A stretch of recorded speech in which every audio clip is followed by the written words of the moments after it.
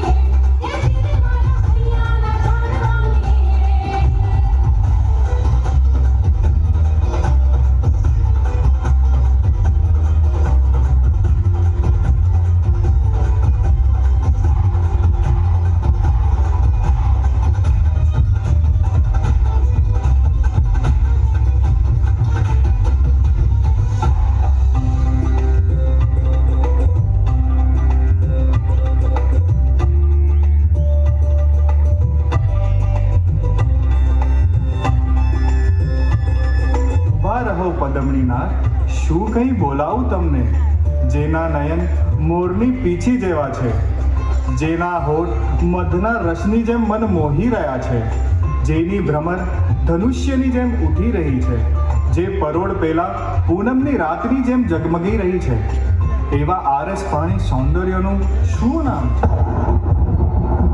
મંજુ ગોસા, દેવરાજેન્દ્ર આપ? તારું આ દુસાહસ કે તું પામર મનુષ્યના સંપર્કમાં આવી, હવે તું મારા ઇન્દ્રલોકમાં પ્રવેશ નહીં કરી શકે. તારા જેવી અપ્સરાઓએ હવે ધરતી લોક પર જ વાસ કરવો પડશે. આ ઇન્દ્રનો શ્રાપ છે. નહીં દેવરાજેન્દ્ર, નહીં, કૃપા કરી આવું નહીં કરો. મારાથી બહુ મોટી ભૂલ થઈ ગઈ દેવ, મારા પર દયા કરો. તમારા શબ્દ પાછા લઈ લ્યો દેવ, પાછા લઈ લ્યો.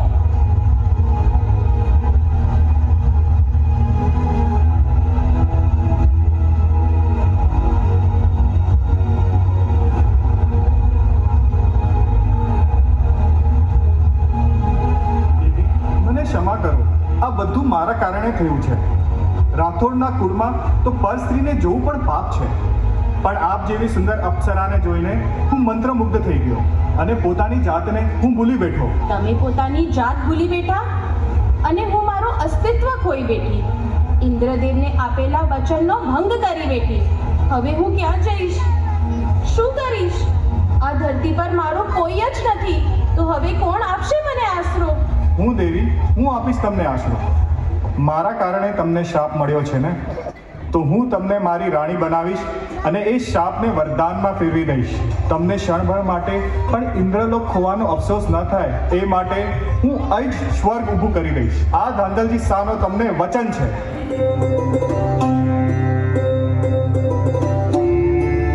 રાજન, હું કોઈ સાધારણ સ્ત્રી નથી, પણ એક અપ્સરા છું અને એક અપ્સરા સાથે સંસાર માંડવો હોય તો એની શરતો પણ પાડવી પડે. દેવી, આપ નિસંકોચ થઈને આપની શરતો માંડો, હું સાંભળવા તૈયાર છું. રાજન, જો તમારે મારી સાથે લગ્ન કરવા હોય તો મારી માટે એક અલગ મહેલ બાંધવો પડશે, જેમાં મારા સિવાય કોઈ રહેશે નહીં ને મારી અનુમતિ વિના તમે પણ પ્રવેશ કરી શકશો નહીં. બોલો, છે મંજૂર? હું અહીં જ સ્વર્ગ ઊભું કરી દઈશ. ચંદ્રમાં જેવો સુંદર શીશ મહેલ હશે, કીડી પણ અંદર ન સરી શકે એવી પ્રબળ સુરક્ષા હશે. આ મારો તમને વચન છે. રાજન, દીધેલા વચન પાળશો તો મુજ સાથે સંસાર માણશો, પણ જે દી વચન ભાંગશો તે દી મુજને કોઈ બેસ.